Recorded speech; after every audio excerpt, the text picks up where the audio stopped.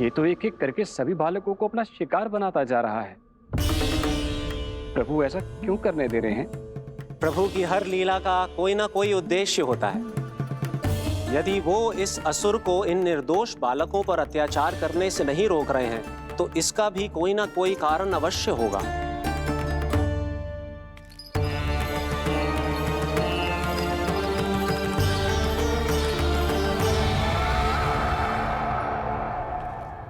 श्री दामा,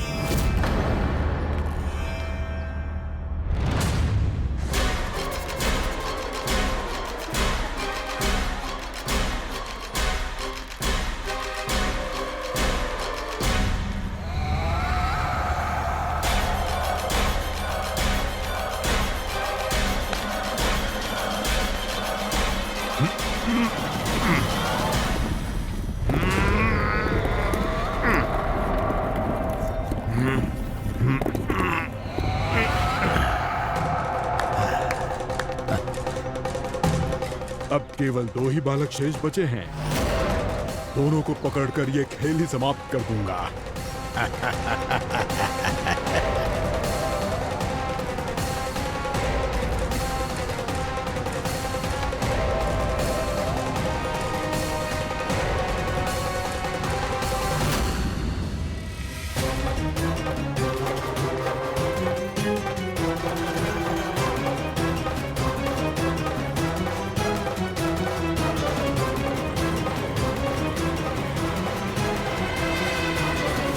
ये तो छलिया है, मायावी छलिया। मेरे सभी सखाओं को शिकार बना लिया इसने। मैं इसे नहीं छोड़ूंगा। कान्हा, कान्हा,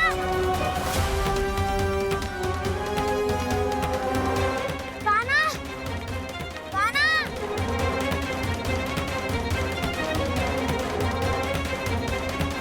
कान्हा, ताऊ,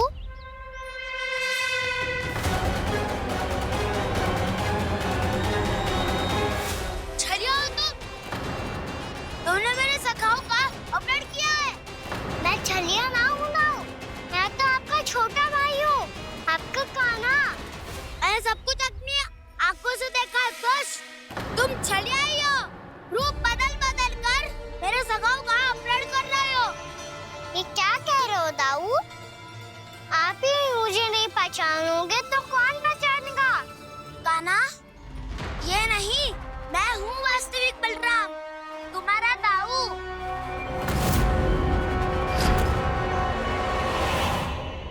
इसके भौकाल में मत आना कान्हा, ये चलिए।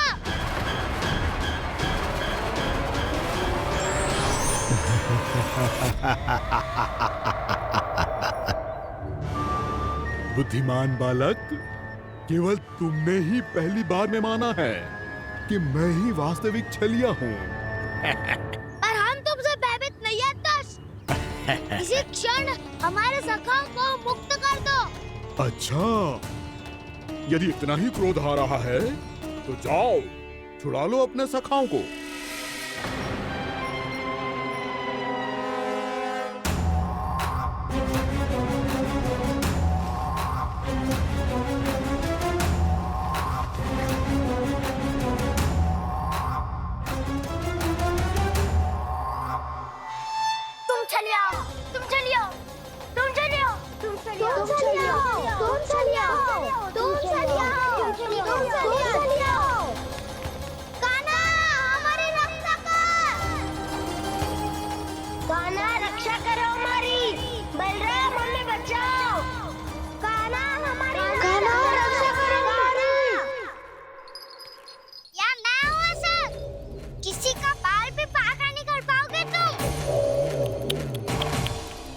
बालक, पर मैंने तो पहले ही तुम्हारे सखाओं को उस कंदरा में पहुंचा दिया है। बेचारे इस समय घबरा के रो रहे होंगे, सहायता की भिक्षा मांग रहे होंगे। जानते हो तुम उन सबका अपहरण क्यों कर पाए? क्योंकि मैंने तुम्हें कर नहीं दिया, ताकि मुझे तुम्हारा सामना करने के लिए हिकायत मिल सके। अच्छा। जाओ आप जाके सखाओ को बचाओ। इस दुष्ट के लिए मैं पर्याप्त हूँ।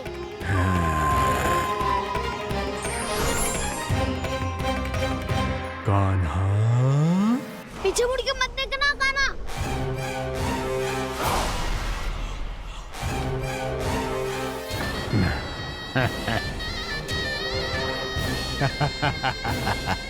अपने सखाओं की तरह अब तुम भी फंस गए कृष्ण। अच्छी कलाकारी कर लेते हो सर।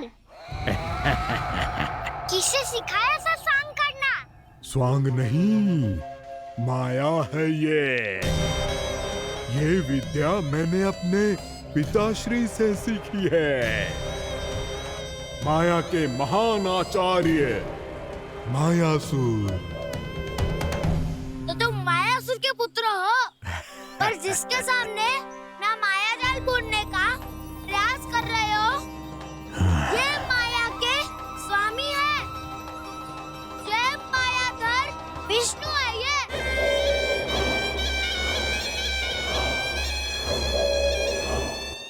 जिसके सामने माया जाल बुनने का प्रयास कर रहे हो, ये माया के स्वामी है। ये मायाधर विष्णु है। ये अच्छा, तो होते रहे। मैं तो इनकी हत्या करने आया हूँ और हत्या करके ही जाऊंगा। जाओ आप सखाओं को बचाओ, मैं इनका सामना कर लूंगा। पर कान्हा, अभी आप ही ने तो कहा था माया का स्वामी हूँ मैं।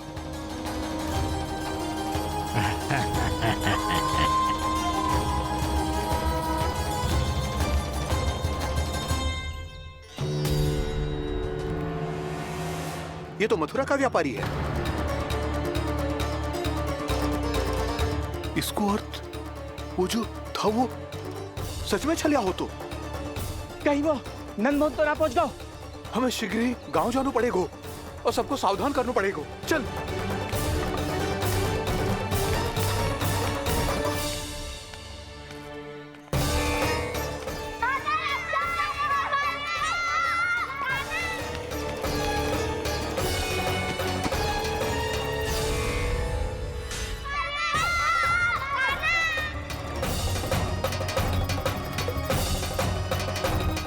यदि तुम्हें लग रहा है कि मेरे छल के वार से बच गए हो, तो मुझसे भी बच जाओगे। ये तुम्हारी सबसे बड़ी भूल है कृष्ण।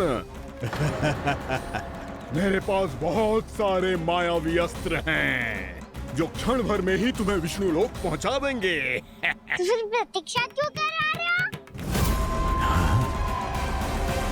बालक, मैं परिहास नहीं कर रहा हूँ। मुझे पता है, तभी तो कह रहा हूँ शीघ्र दिखाओ ना। मुझे तुम्हारे सारे मायावी अस्त्र देखने हैं। कैसे बालक हो तुम? मैं यहाँ खेल दिखाने नहीं आया हूँ। तो समय व्यर्थ क्यों कर रहे हो ब्रह्मासुर? जो करने आए हो वही करो ना। अब देखो कैसे तुम्हारे प्राण एक ही वार में इस देह का साथ छोड़कर उड़ जाएंगे।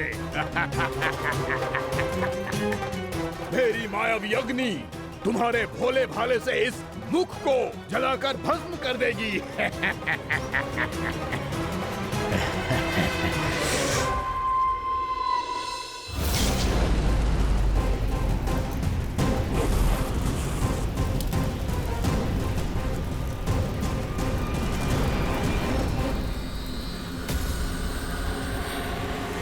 सही कह रही हो ब्रह्मासुर। भोला भाला तो दिखता हूँ मैं, मैया भी यही कहती है।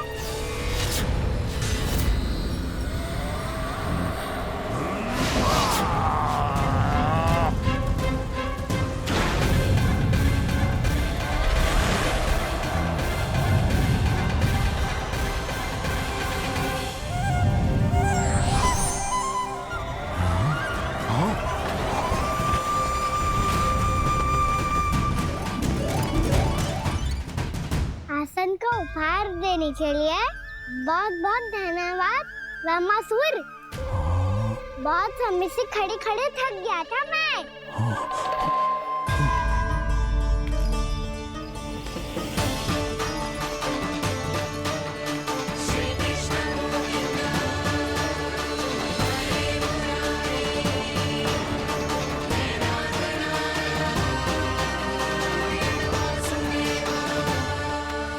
अगला अस्त्र दिखाओ ना।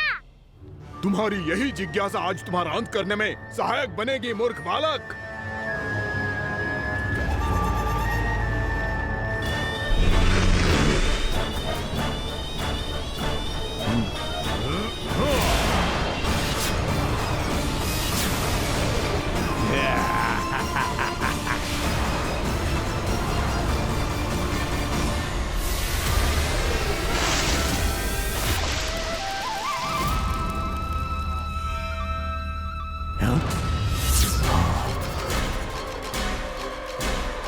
अच्छा, पर प्रक्षालन करना चाहती थे तो पहले क्यों नहीं बताया?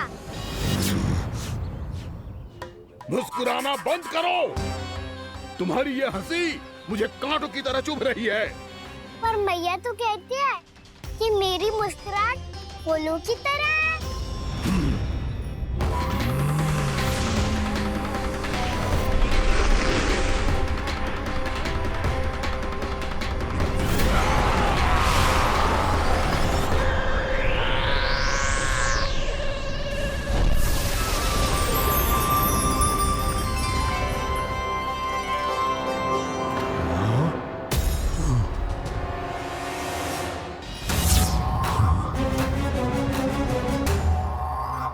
कहा था ना मेरी मुस्कुराहट बिल्कुल इन्हीं फूलों की तरह है। और तुम कर क्या रहे हो सर? कभी आसन दे रहे हो, कभी पद प्रक्षालन कर रहे हो और अब फूल भी चढ़ा दिए। तुम मुझ पे वार करने आए हो कि पूजा करने? तुम्हारी पूजा तो मैं अब ऐसी करूंगा कि तुम मृत्यु के बाद भी मुझे भूल नहीं पाओगे बालक।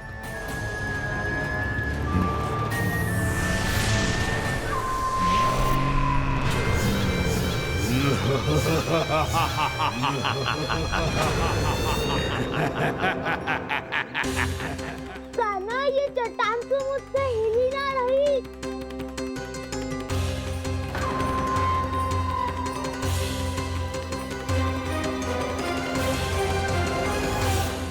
अभी कंदरा के अंदर कुछ क्षणों में ही प्राण वायु समाप्त हो जाएंगे। तुम्हारे सारे सखा एक एक कर अपने प्राण त्याग देंगे और तुम्हारा वध करूंगा मैं।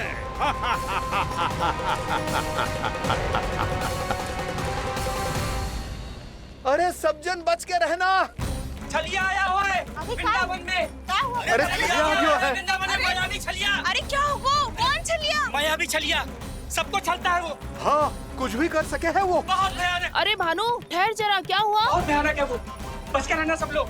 अरे भेष बदल ले तो है वो। हाँ। क्या हुआ? छलिया है वो। अरे मेरी बात तो बताओ।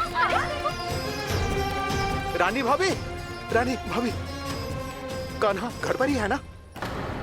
ऐसे भड़बड़ा क्यों रहे हो? कोई भूत देख लियो है क्या? भूत ना भाभी, छलिया से भेंट हो गई। सच्ची का मायावी छलिया है भाभी। क्या उल्टा सीधा बोले जा रहे हो? ठीक से बताओ। अब बोलो भी। वो कान्हा के पीछे पड़ो है वो। मेरे लल्ला के पीछे?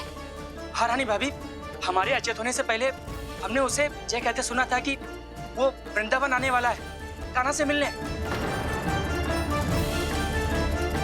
हे नारायण, मेरे कान्हा की रक्षा करना। जसोदा जी, मायावी छलिए से बचना बालकों के बस की बात ना है। जीजी, बालक वन में अकेले हैं।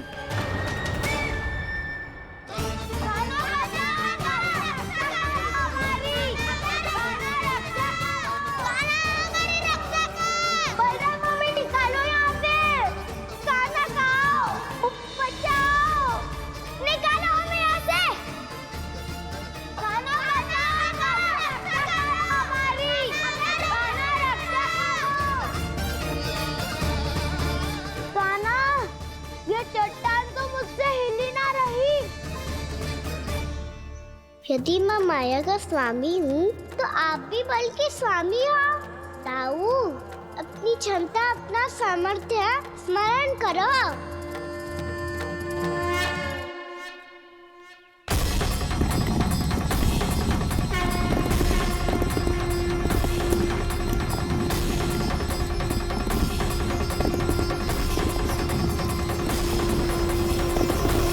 इससे पहले कि वो कंदरा का द्वार खोल के तुम्हारे सखाओं को बाहर निकाले, मैं तुम्हारे प्राण ले लूंगा कृष्ण।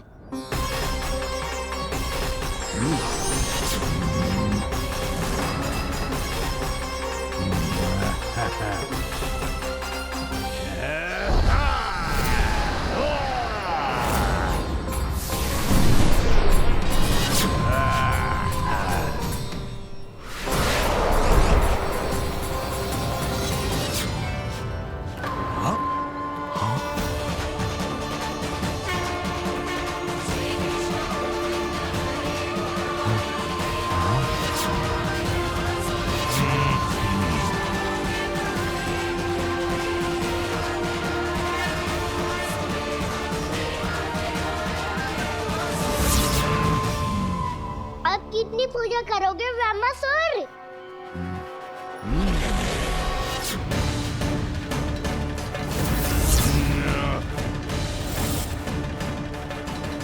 प्रभु तो खेल खिला रहे हैं इससे।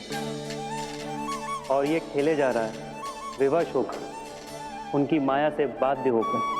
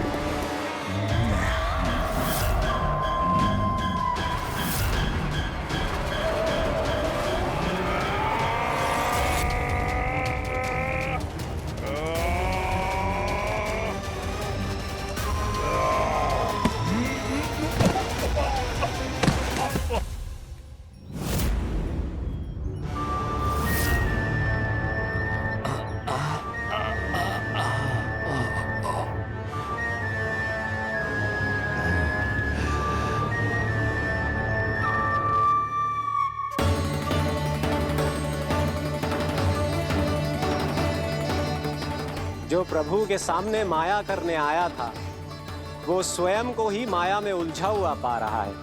नारायण नारायण। लो, अब तो तुमने दंडवत प्रणाम भी कर लिया। माया भी, कथा भी उपहार में दे दी। तुम चाहते क्या हो ब्रह्मासुर? मेरी शरण में आना है क्या?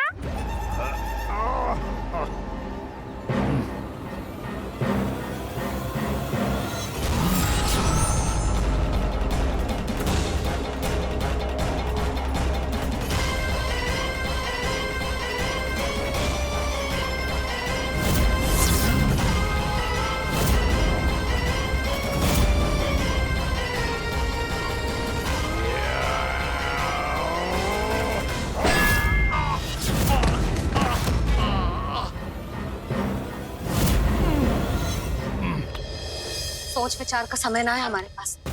अपने बालकों की रक्षा के लिए इसी क्षण में निकलना होगा। और वो छलिया किसी का भी रूप धारण कर सकता है। सुलक्षणा तेरा, शांति तेरा या मेरा, किसी का भी रूप धारण करके हमें भ्रमित कर सकते हो। इसीलिए हमें सतर्क रहना होगा। समझ आई? चलो।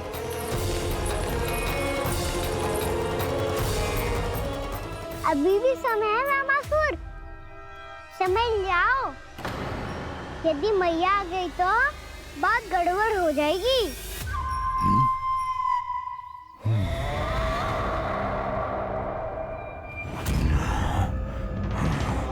मुझसे झूठ का कोई लाभ नहीं होगा। ब्रह्मासुर, स्मरण करो तुम कौन हो। मायासुर का पुत्र हूँ मैं, अपने स्वामी महाराज कंस का सेवक हूँ, और तुम्हारा हूँ मैं काल।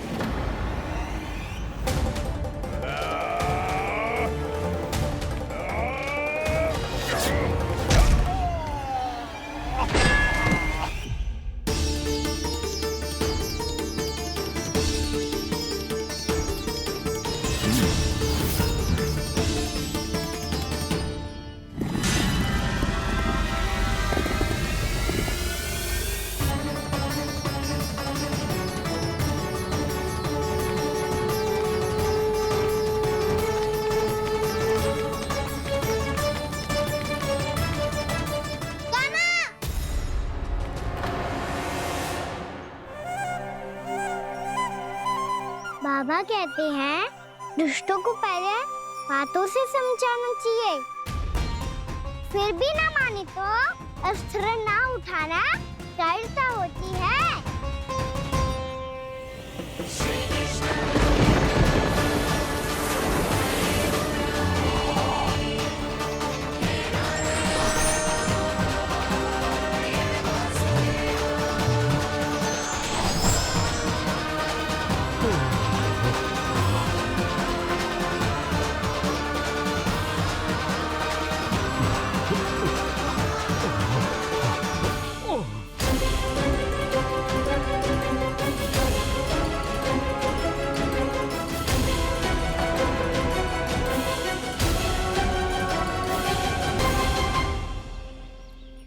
पता था मुझे, अपने बाबा के स्वरूप को हानि नहीं पहुंचाओगे।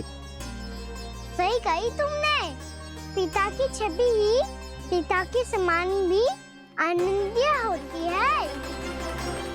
ब्रह्मासुर, ब्रह्मासुर। ये मैं अपने वास्तविक रूप में कैसे आ गया?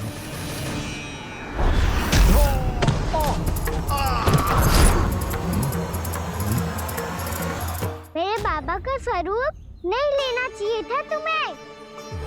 मैया ने सिखाया है भूल को क्षमा किया जा सकता है, पर जानबूझ के किए गए अपराध के लिए दंड ही एकमात्र विकल्प होता है। ये बार बार अपनी मैया का नाम ले रहा है। यदि मैं वो स्वरूप लूं तो अपनी मैया पर वार नहीं कर पाएगा ये।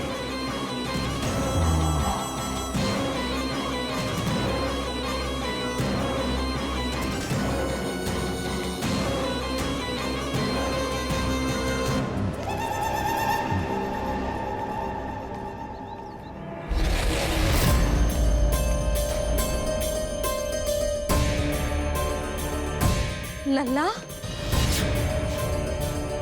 मैं तेरी मैया हूँ, अपनी मैया को मारेगा?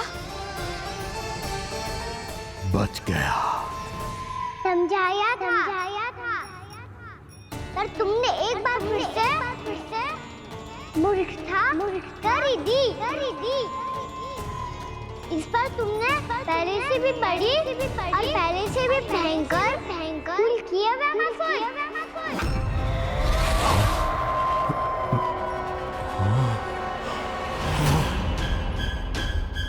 ये क्या हो रहा है मुझे? बार बार मेरा रूप क्यों बदल रहा है?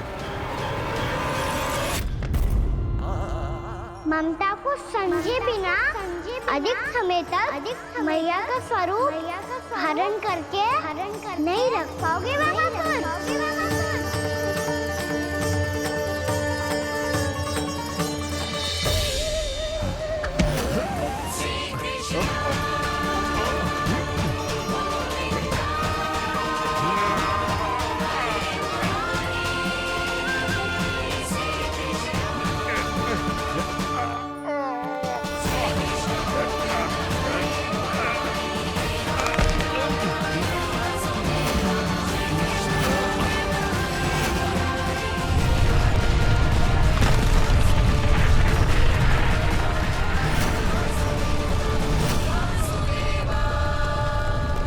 प्रभु के क्रोध से धरती भी कांपने लगी है।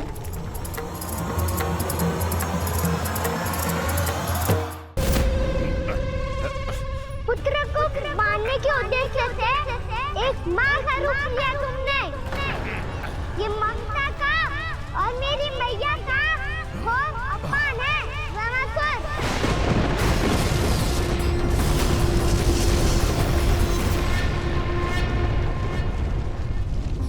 इससे पहले इस असुर के कारण निर्दोष प्राणियों का कोई अहित हो, मुझे कुछ करना होगा।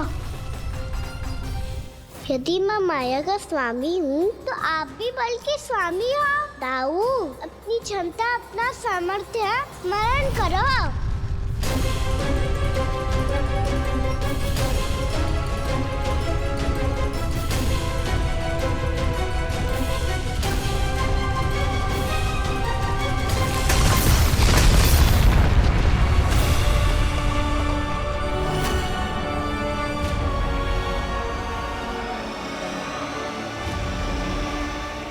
अद्भुत बलदाऊ, अद्भुत।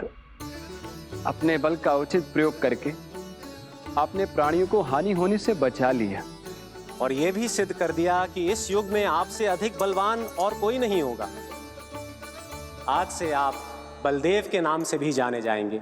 आज से आप बलदेव के नाम से भी जाने जाएंगे। आपके चरणों का ये चिन्ह युगों युगों तक आपके बल की कथा कहता रहेगा। बलराम का चरण चिन्ह।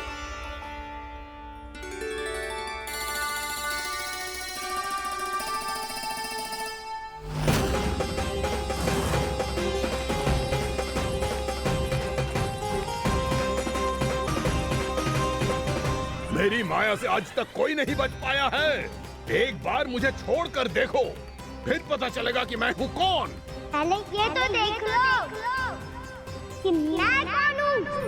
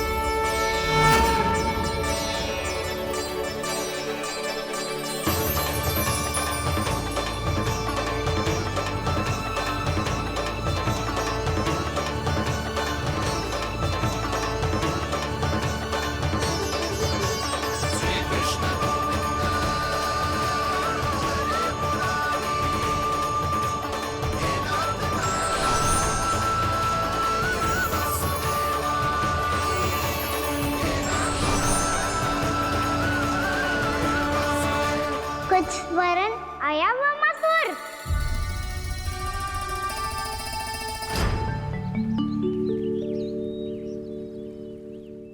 बहुत समय पहले की बात है। बहुत बड़े भूमाकर राज करते थे तुम्हें मान राजा भीमम के नाम से जाना जाता था। सब कुछ था तुम्हारे पास, पर शांति नहीं थी। इसीलिए शांति की खोज में अपना संपूर्ण राज अपने पुत्रों को सौंप कर मलय पर्वत की ओर चल दिए।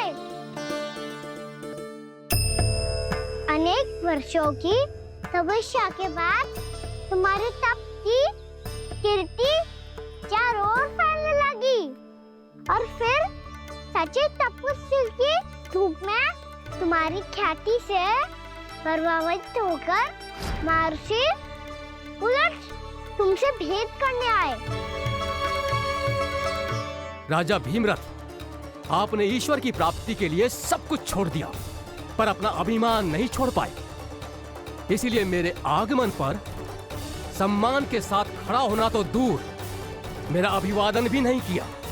अभिमान तपस्वी का गुण नहीं होता है राजन, अभिमान राक्षसी गुण है। इसलिए मैं आपको श्राप देता हूँ कि आप अगले जन्म में एक राक्षस के रूप में जन्म लेंगे, एक राक्षस के रूप में जन्म लेंगे।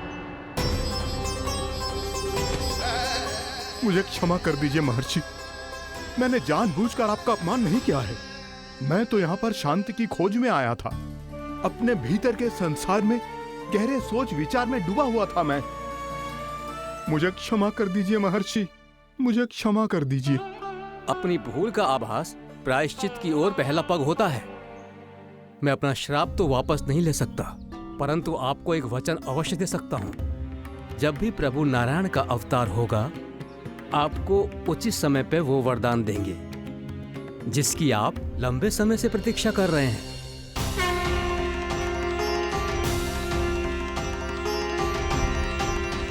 प्रभु, आपने मेरी आंखें खोल दी।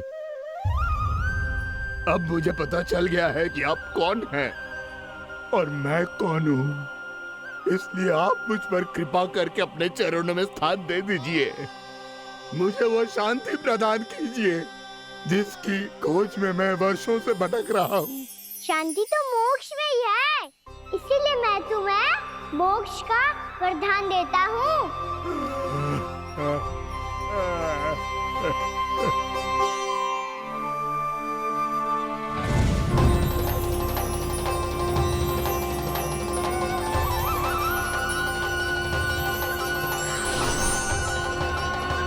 प्रभु की ये लीला सदैव स्मरण रखी जाएगी।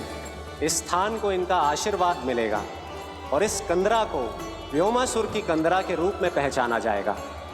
भविष्य में अनेक ऋषि मुनियों की शरण स्थली बनेगी ये कंदरा। दीदी, ये कोई साधारण बालक ना है। ऐसा चमत्कार कोई साधारण बालक थोड़ी ना कर सकते है। तुम सत्य कह रहे थे बलराम। कान्हा सच्ची में भगवान ही है। तभी तो सब देवता इसे बसाने और इसकी ओर से युद्ध करने आते हैं। तुम सब ऐसे आंखें फाड़ के क्यों देख रहे हो मुझे?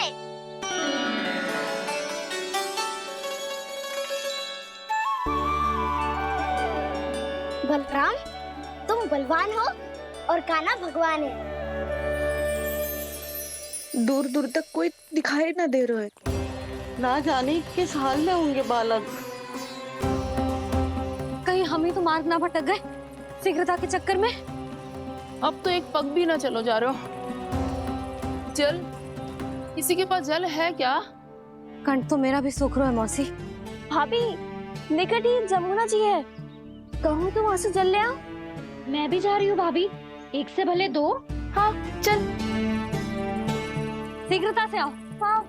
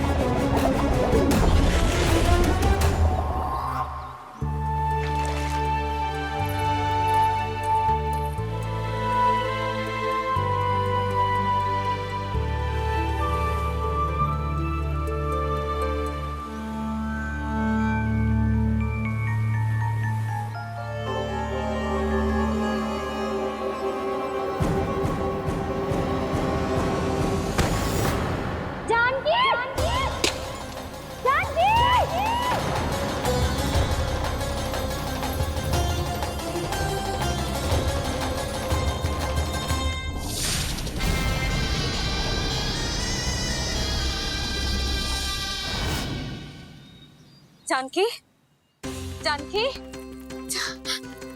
क्या होगा इसे? देखो ना जी, अब छलिया की सूचना मिलते ही हम सब बालकों को ढूंढने चली गई और ढूंढते ढूंढते सबको बहुत प्यास लगी आई जी। तो जानकी जमुना जी की नदी से जल लेने गई और उसने जमुना जी का पानी पिया और उसकी जेदशा हो गई। बालक कहाँ है? वो ठीक तो है ना? ऊपर से सब ठीक है पर भीतर से बहुत भयभीत है सब। जानकी तो बिल्कुल नीली पड़ गया है। लग तो है विष फैल गया है इसका पूरे तन में। मथुरा के सर्वश्रेष्ठ विदेह जी को बुलाए गए हैं उसके उपचार के लिए। जैसे ही इसने जल को मुंह से लगाया, ये गिर पड़ी। चटपटाने का अवसर भी ना मिलो। हाँ वैद्य जी, और निकटी मृत पशु भी पड़े हुए थे। हाँ, मैंने भी अस्थियां देखी थी। इसका तो यही अर्थ हो सकता है कि समस्या वहाँ के जल में ही हो। वैद्य जी, आप रोगी की नाड़ी पे ध्यान दो ना। जे गोपिया क्या कह रही है उसे सुनने की आवश्यकता ना है। जब तक विष के कारण का पता नहीं चल जाता, हम उपचार कैसे कर सकते हैं रानी जी? जी, वो निकट ही यमुना जी में एक विशेष क्षेत्र है। ये सब उसी के जल की बात कर रहे हैं। तब तो ऐसा भी हो सकता है कि किसी विषैले सर्प के काटने का प्रभाव हो। पर सर्प के काटने का चिन्ह ना है उसके तन पे। सर्प जब काटता है तब उसके दांत के चिन्ह बन जाते हैं। मुझे पता है, बड़े बड़े सर्प को काटते हुए देखो है मैंने। एक दिन अब बस कर उज्जवल, ये बड़ी बड़ी हाँकने का समय ना है। पर यदि सर्प ने ना काटा है, फिर जानकी की ये दशा किसने की? अवश्य किसी राक्षस ने की होगी। ना कोई विषैला पशु भी तो हो सकता है, या वैसे किसी महाविषैले सर्प के विष से हुआ है। सर्प ने भले ना काटा हो, लेकिन ये अवश्य ही किसी महाविषैले सर्प के विष के कारण हुआ है। कालिया नाग। कालिया नाग?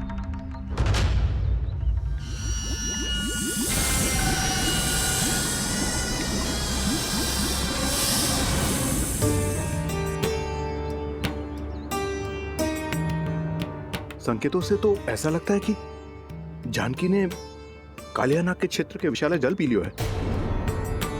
कालिया नाग एक लोक श्रुति है, कल्पना में गढ़ी हुई एक कथा, और कछु ना है। हमें जाके पता लगाना पड़ेगा। पर हमें वहां जाने से मना किया है ना बड़ों ने। उज्जवल सही कह रहे हो है, इस समय जानकी के स्वार्थ से अधिक महत्वपूर्ण और कछु ना है। जानकी हमारे लिए ही जलाने गई थी जी, ना मैं उसे जाने देती ना जैसा वो तो। वैद्य जी आप शीघ्र कछु करो, कैसे भी कछु भी करो, पर इसके प्राण बचा लो। यशोदा, धैर्य रखो, श्री नारायण पर विश्वास रखो, वो सब ठीक कर देंगे।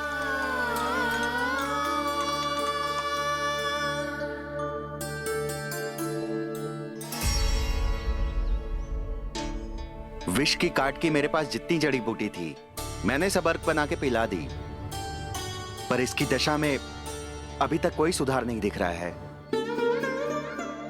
यह अंतिम जड़ी बूटी है, अगर इससे भी चमत्कार नहीं हुआ तो फिर जो नारायण की इच्छा।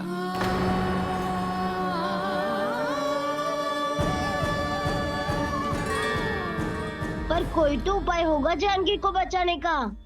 कान्हा, यदि तुझे किसी औषधि के बारे में पता है हमें बता दे, हम जाके ले आएंगे।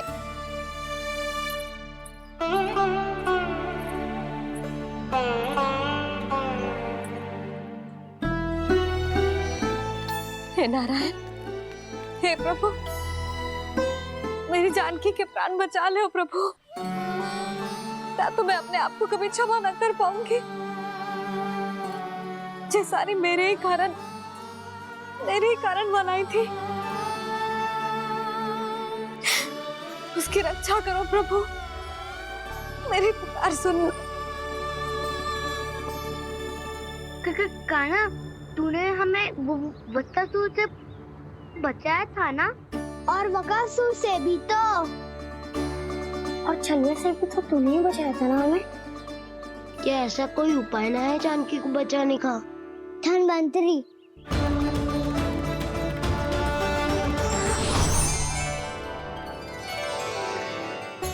मैं आ गया हूं प्रभु, चिंता मत कीजिए, आपके आदेश का पालन अवश्य होगा। यशोदा मैया,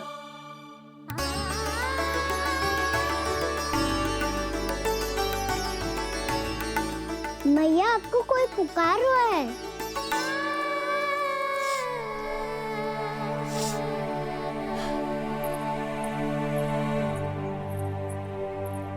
चिंता मत करो मैया, अब धन्वंतरी जी आ गए हैं और सब संभाल लेंगे।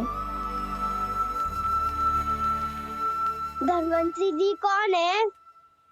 जिन्होंने संसार का आयुर्वेद दिया, आरोग्य के देवता, वे श्री नारायण के अवतार।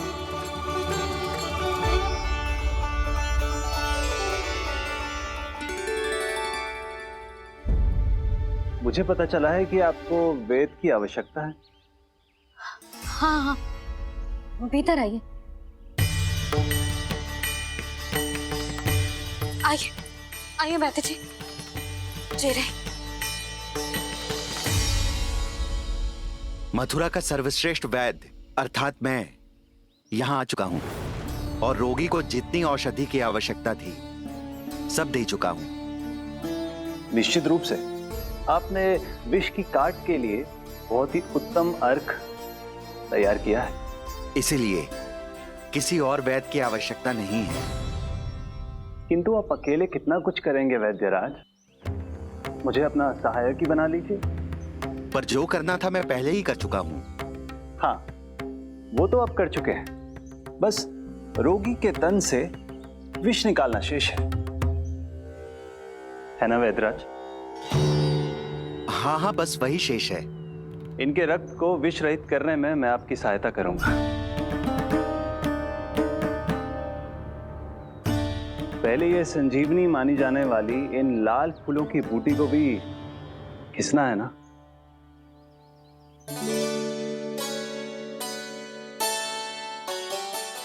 हाँ हाँ, तुम सही कह रहे हो। इसे अच्छे से घिसो।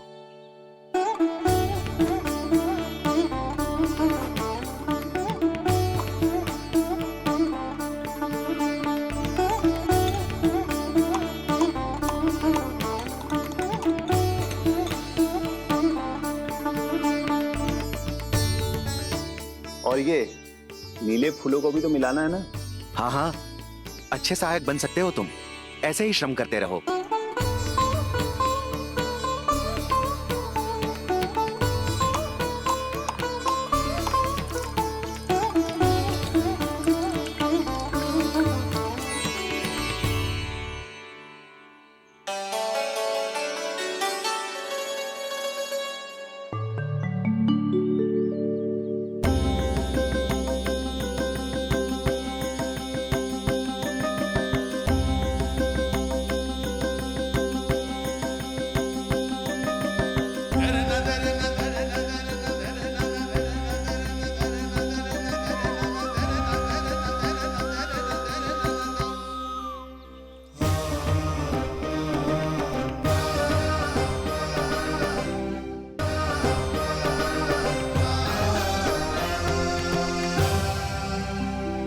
जानकी स्वस्थ हो जाएगी ना धन्वंतरी जी?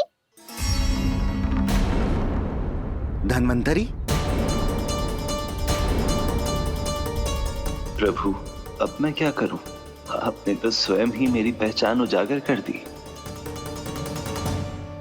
जी क्या करो कान्हा? आप सब ऐसे क्यों देख रहे हो? भैया कहती है ना, सभी वैद्य धन्वंतरी जी का ही रूप होते हैं। वाह कृष्णा, चतुर तो हो तुम। वैसे वास्तविक धन्वंतरी मैं हूँ। मेरा अर्थ है वास्तविक वैद्य मैं हूँ। ये तो मेरा सहायक है। मुझे पूरा विश्वास है बिल्कुल ठीक हो जाएगी। वैसे ही थोड़े ना मुझे मथुरा का सर्वश्रेष्ठ वैद्य कहते हैं लोग।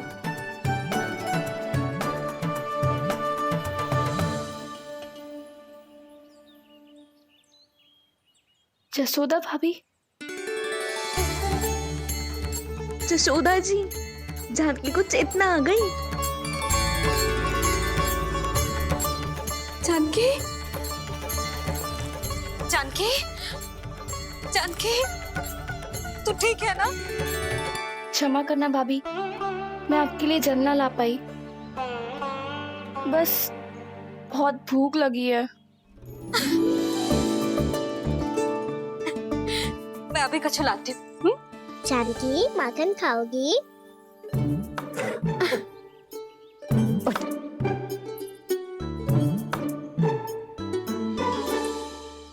आजा, तू ही खिला दे लल्ला।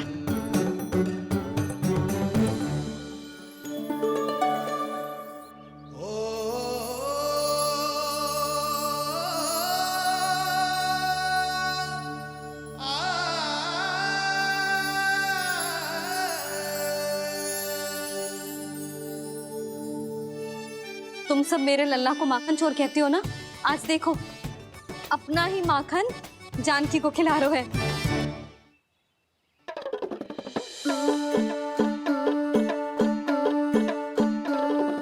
थोड़ा और विश्राम कर लो।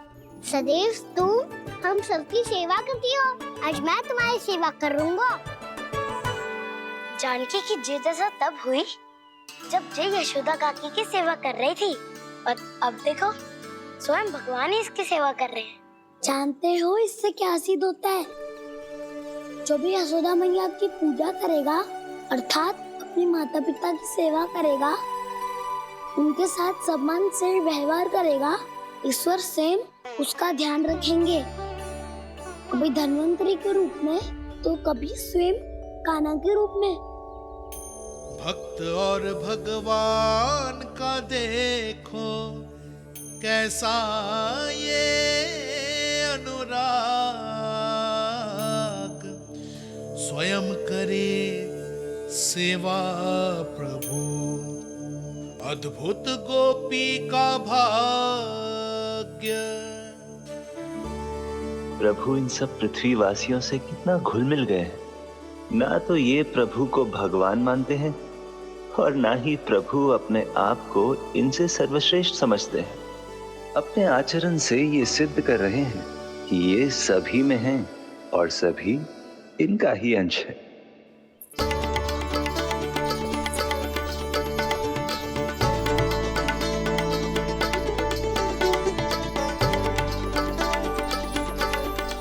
प्रभु, अब मुझे जाने की आज्ञा दीजिए।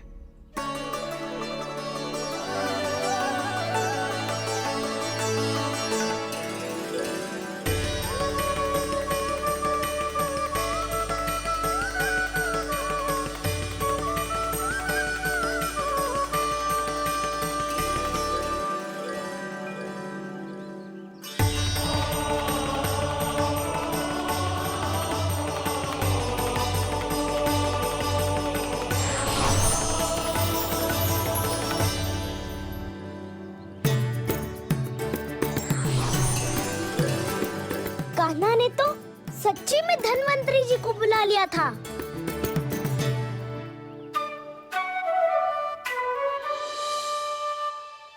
जब से कान्हा का जन्म हुआ है ना, मैं तब से देख रही हूँ, तब से हम पे कोई भी संकट आती है ना, तो अचानक से कोई अपरिचित हमारी सहायता करने आ जाता है। और जाते समय कान्हा की आज्ञा लेके जाते है, और कभी कभी तो इसे प्रभु बोल के जाते है। बाबा संभालो।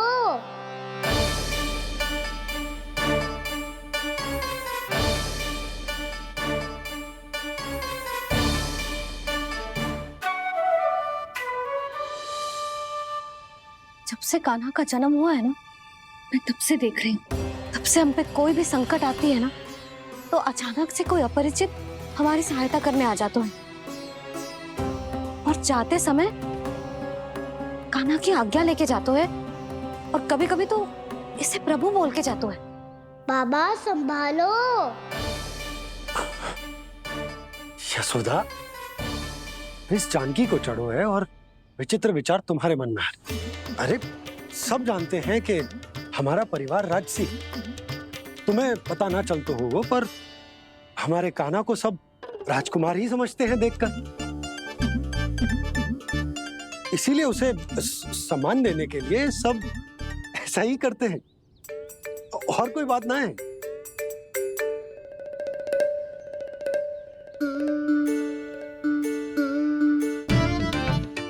अब जी मेरे लल्ला को ऐसे क्यों घूर रहे हैं? बुरी दृष्टि लगाएंगे क्या? वैद्यराज जी, आपके सहायक तो गए, अब आप यहाँ क्यों हो? वो क्या है ना, मैं अपने रोगी का निरीक्षण करके पूरी तरह से संतुष्ट होकर ही जाता हूँ।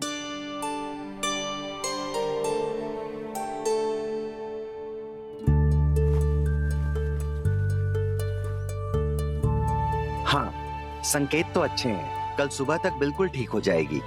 धन्यवाद वैद्य जी।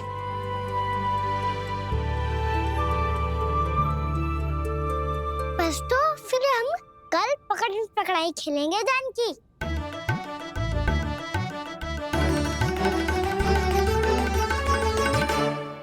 भानु, बंसी, जाकर उस क्षेत्र के चारों ओर बाड़ बनवा दो और वहां सूचना पट्ट भी लगा देना, ताकि जानकी के साथ जो हुआ है वो किसी और के साथ ना हो।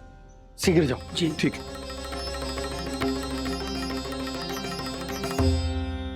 बाड़ और सूचना पट लगवाने से समस्या का समाधान नहीं होगा बाबा। निर्दोष पशु सूचना पट देखकर भी कुछ समझ नहीं पाएंगे।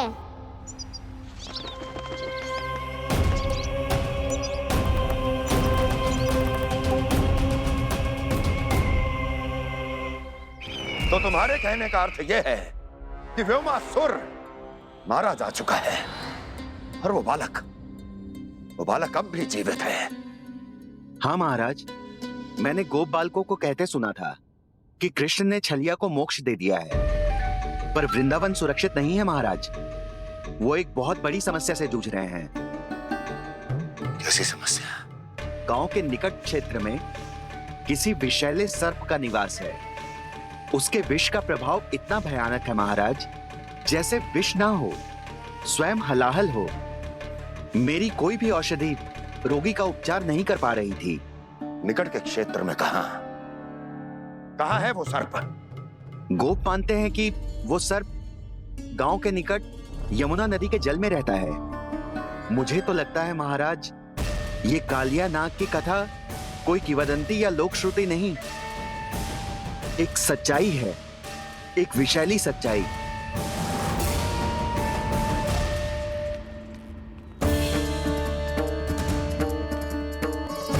कालिया का सामना करने का समय आ गया है, पर उससे पहले मुझे बुलाना होगा उन्हें।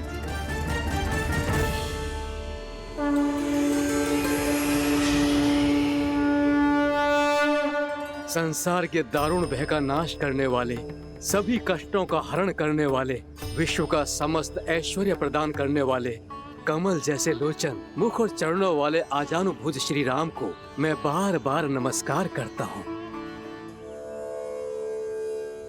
आपदामपहर्तारं दातारं सर्व संपदा लोकाभिरामं श्री रामं भूयो भूयो नमाम्यहम्। कागभूसोंडी, कागभूसोंडी, कागभूसोंडी। प्रभु क्षमा करें, मुझे जाना होगा।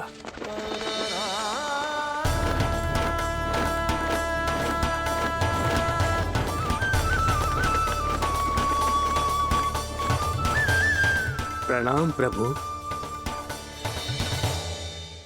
अनेक बार मैं आपके दर्शनों के लिए आया प्रभु। कभी नंद भवन के झरोखों से आपके दर्शन करके चला जाता था, तो कभी दूर किसी वृक्ष की आड़ से आपको निहार लिया करता था। आज आपने स्वयं मुझे बुलाकर धन्य कर दिया प्रभु।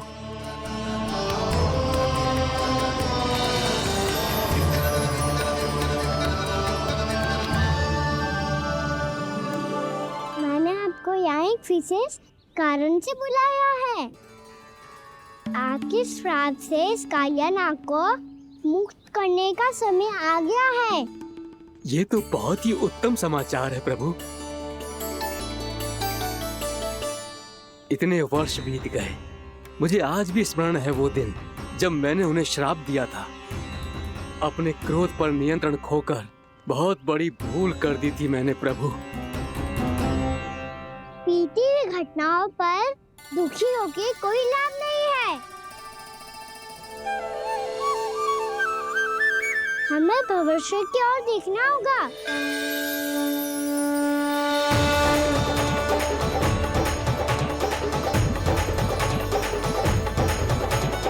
आदेश कीजिए प्रभु, क्या आज्ञा है आपकी? जब मैं कालिया नाग का सामना करने जाऊं, तो आप यही रहेगा।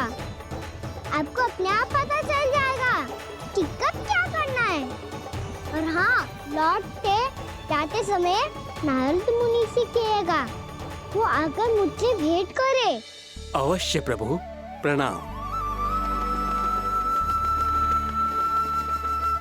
क्या इसने सच्ची में देवर्षि नारद को बुलाया है? नारायण नारायण। आपको संदेश भेजने की आवश्यकता नहीं थी। आप स्मरण करते और मैं चला आता। तुम्हारा कल्याण हो नारद।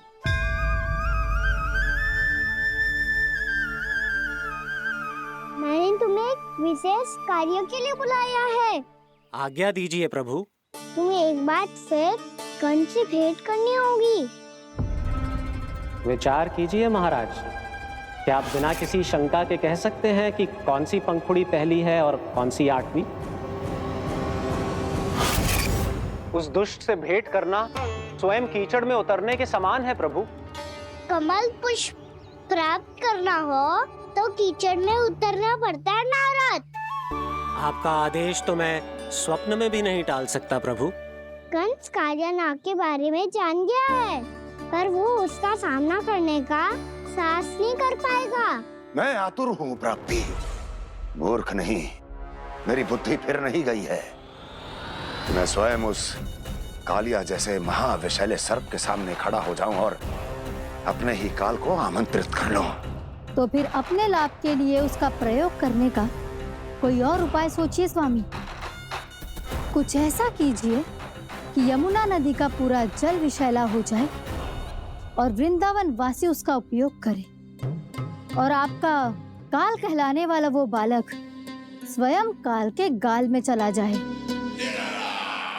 उत्तम उत्तम सुझाव है प्राप्ति। अब मुझे उस कालिया तक पहुंचने का मार्ग ढूंढना होगा, उसको विवश करने का कोई उपाय ढूंढना होगा, क्योंकि व्यक्तिगत रूप से उससे भेंट करना असंभव है। असंभव। आप सही कह रहे हैं प्रभु। कंस में उतना सामर्थ्य नहीं कि वो कालिया नाग का सामना स्वयं कर सके। वैसे तो कालिया गरुड़ देव का भी सम्मान नहीं करता, तो फिर वो कंस का सम्मान क्यों करेगा भला? नहीं करेगा, पर कंस तुम्हारा सम्मान अवश्य करेगा। नारद तुम्हारी बातें भी सुनेगा और मानेगा भी। ये मेरी योजना का बहुत ही महत्वपूर्ण भाग है। तुम कंस के पास जाओ और कहो कि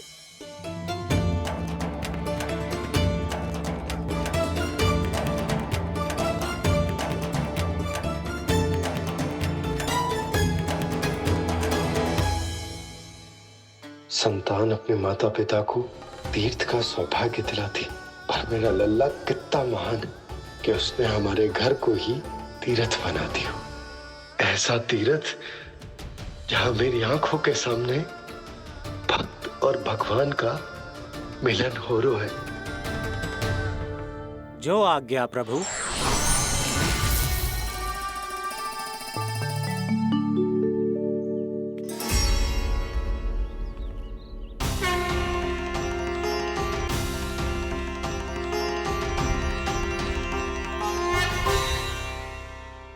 बाबा। कान्हा, ये सब क्या चल रहा है? पहले काग भुसुंडी जी और फिर जे नारद जी। क्या योजना बना रहे हो तुम? कान्हा, बताना लल्ला, क्या सोच रहे तू? कान्हा देख, अगर तुझे अपने बाबा को ना बताना हो ना, अपने भक्त को बता दे। क्या सोच रहे हो लल्ला? क्या करने वाले हो आप?